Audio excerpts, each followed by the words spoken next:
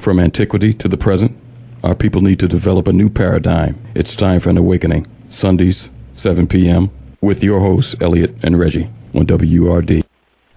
Welcome back to Time for an Awakening, and we're joined this evening by SARAH Collins Rudolph. 5 little girls was in the bathroom of 16th Street Baptist Church on September of 1963. 4 of them lost their lives: Denise McNair, Carol Robertson, Cynthia Wesley, and Addie Mae Collins, the sister of our guest, Miss SARAH Collins Rudolph. Miss Rudolph, are you still there? Yes, I'm here. Let's go to the phones. Let's go to Sarah in Dallas. Sarah? Yes. Greetings to you, Brother Reggie, and Brother Elliott, and Mrs. Rudolph. How you doing, Sister Sarah? How are you, Sarah? I am not doing as well as can be expected, because I just heard what this sister just said about the exhumation of this body, and it's not her sister's. Do you know where they are? Do you all have any idea where she's buried? Well, she's supposed to have been buried at a Greenwood Cemetery, but like I said, where her headstone was, when we exhumed her body, it wasn't her; it was somebody with dentures. So we don't know yet where her body remains. So for 50 years, y'all been paying homage to a headstone for someone that you thought was a loved one, and it's not. Well, for 50 years we hadn't been going there. We found this out later on in the year, that I think maybe in 2002. But we had been going there, placing flowers. Yes, ma'am. There, headstone, when they put it out there. But so for over 40 years, ma'am, you were saying for over 40 years, y'all assume. Let's go back to the funeral. Didn't y'all had an open casket? Didn't y'all see her in the casket before she was put into the ground to verify that this was indeed your daughter's sister? No, ma'am, I can't say I did, because I was still in the hospital. I didn't get a chance to even go to the grave site, so I really didn't know where she was located. So your parents or other sisters, they were so traumatized, and the ground was full of people. So many people. Till after we wanted to find out where she was, that's when later on somebody had said that they had seen her grave didn't have. Said where she was buried didn't have a headstone, so they donated a headstone and put it out there. So that was around in, I think maybe in 1998, sometime like that. I don't really know the date, but I asked my sister, did they know where she was, but they was located, but they said there was so many people out there that day, they really couldn't go back to it.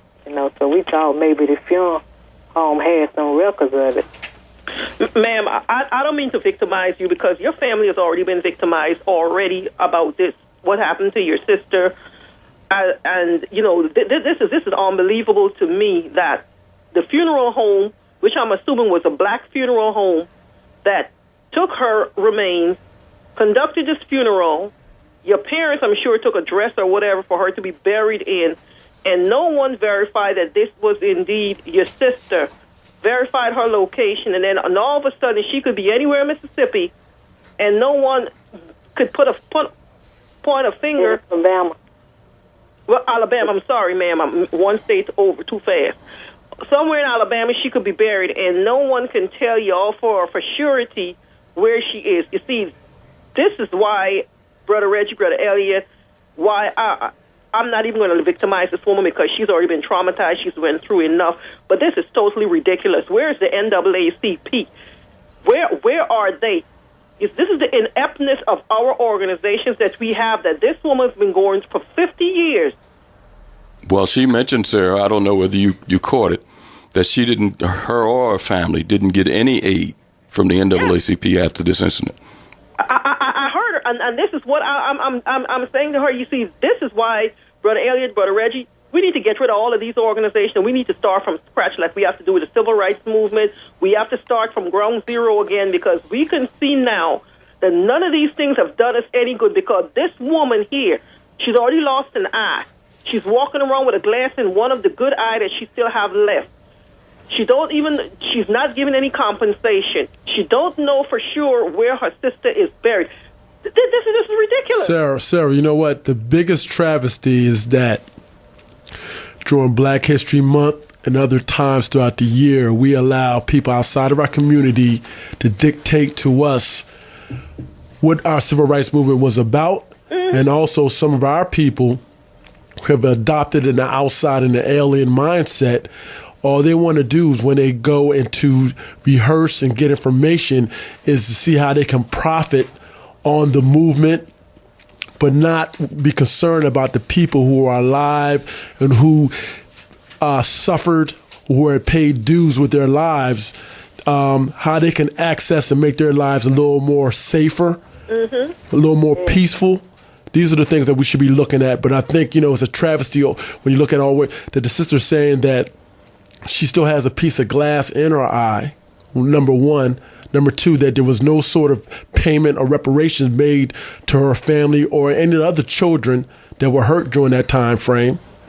It's just a travesty when you look at it. And then I'm pretty sure the NAACP, CORE, and a lot of these other organizations have benefited out of talking about the incident. See, that's what I'm talking about. Every year, ma'am, I keep hearing every year on the anniversary of this bombing, they always mention these 4 little girls. They're not mentioning 5 because you're still alive. They should have been 5 victims instead of 4.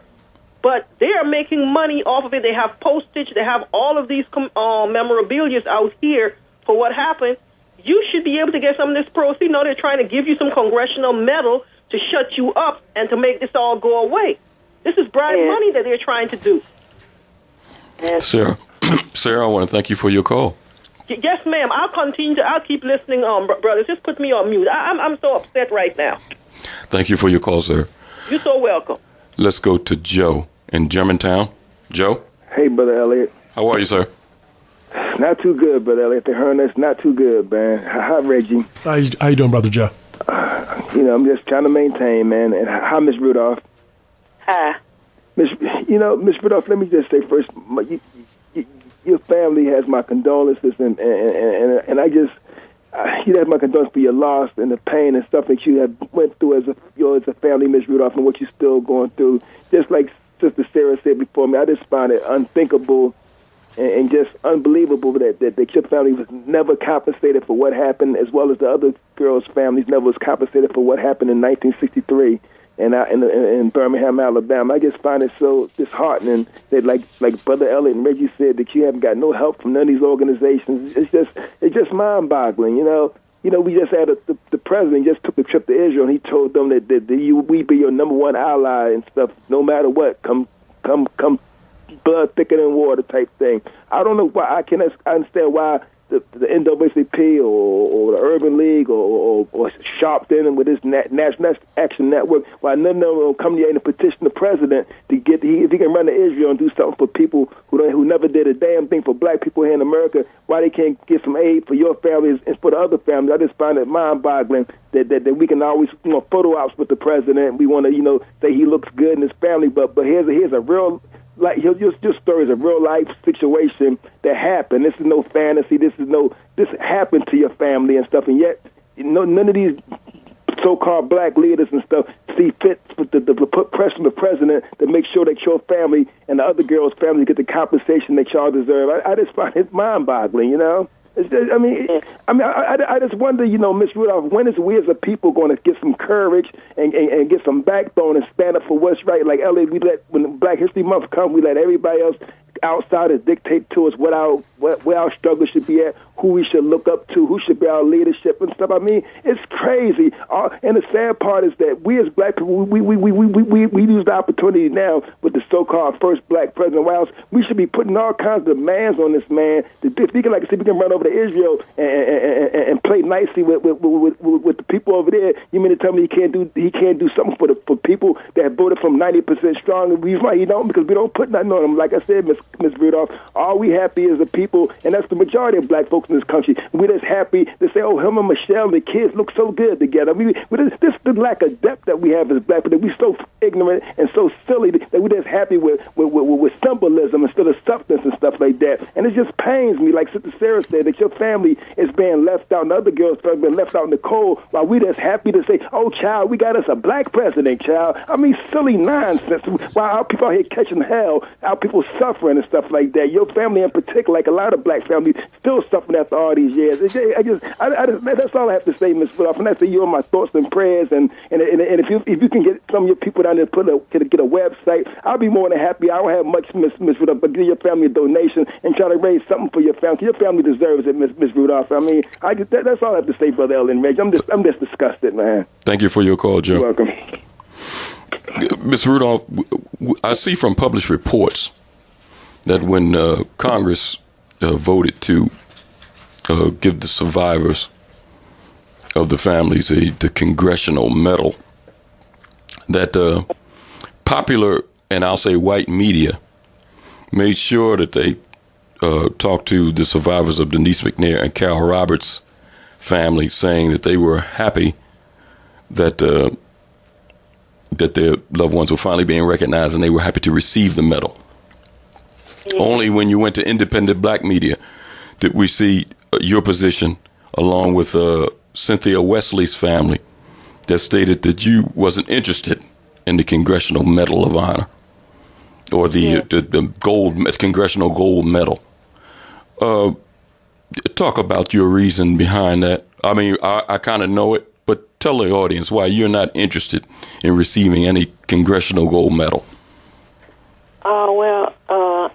They was going to give the Congressional Medal to my sister Addie and the other three girls. They didn't say they was going to give me one, but I was just refusing it because I felt that since justice hadn't been fulfilled with what we was trying to do with Addie headstone and restitution for the injury and her death, I felt as though that the Congressional Medal didn't mean that merch child family, So I just wanted them to know that I wanted to really get the fact.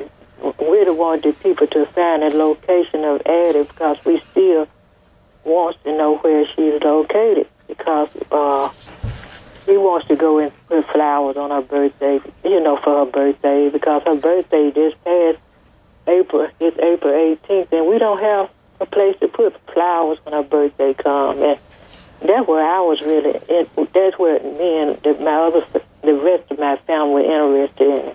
And so we would just want them to know that it really didn't matter that much, the Congressional Medal.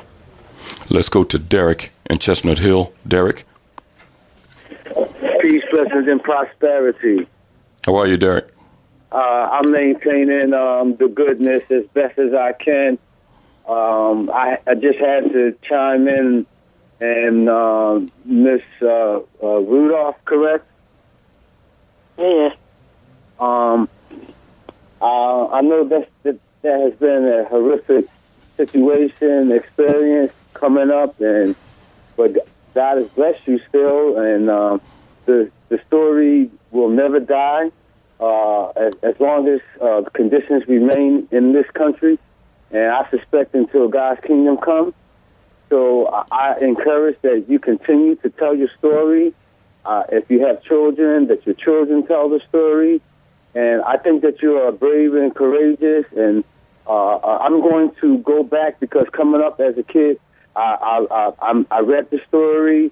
But sometimes when you read or you see a movie more than once or twice, you always see something that you didn't understand quite, or you didn't remember. So I'm going to go back because of your presence today to read the story and just, try to understand your strength.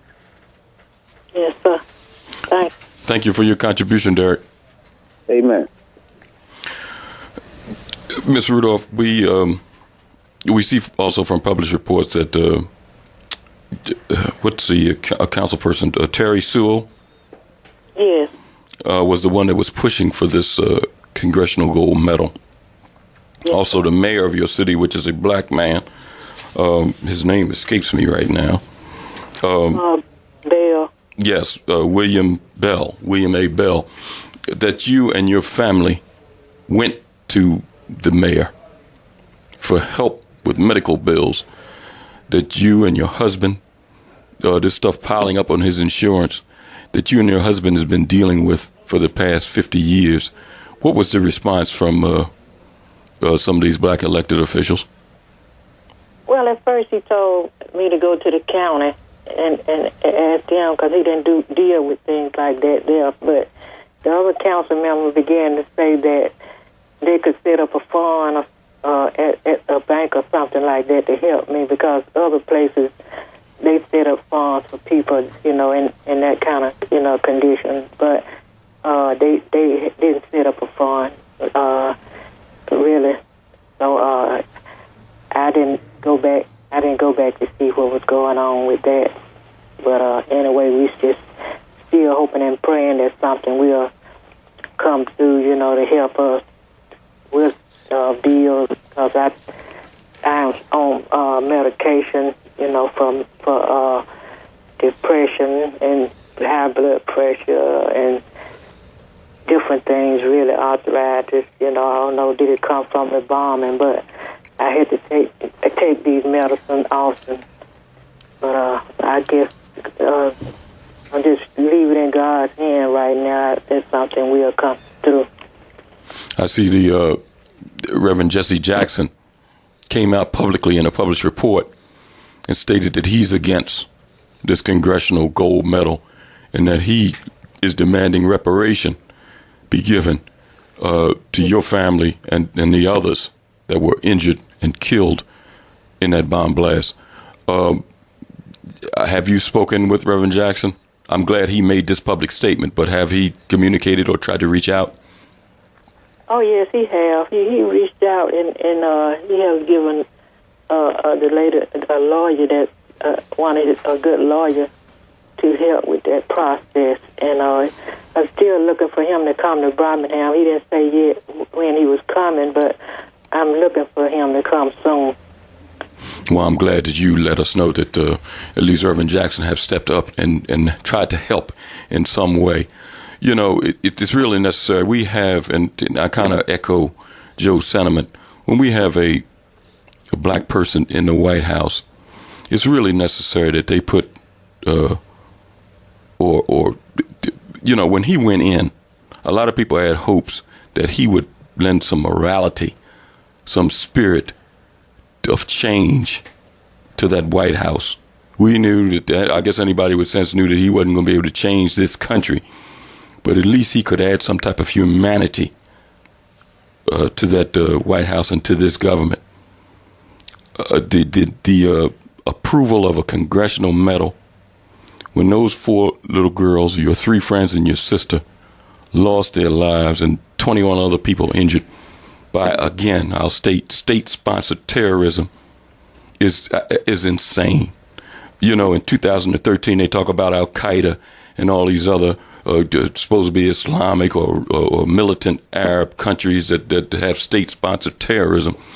When Alabama at that time, like I said, William Patterson and George Wallace was governors, and they let everybody know that they could care less about black folks, and gave the green light to Ku Klux Klan, White Citizen Society, and anybody else that wanted to take their frustrations out on black people, that it was open season. Bull Connor and others. If Bull Connor was over the police department, am I right, Ms. Rudolph? Yes, he was.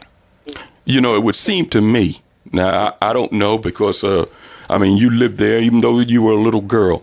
It seemed to me that the 16th Street Baptist Church, which I assume was in a black district or black area, how these 3 animals was able to get inside and plant a bomb.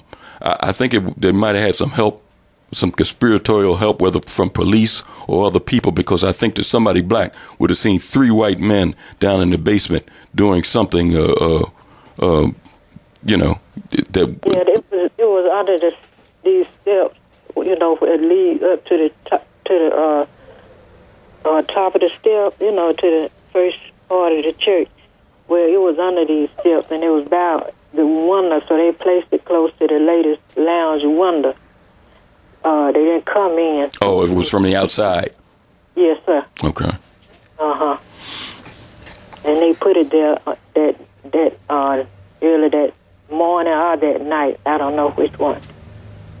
Well, if yourself or your husband set up some type of fund, if you can send me the email address or even the mailing address, I'll make sure I blast it out on Facebook. I'll tell our listening audience.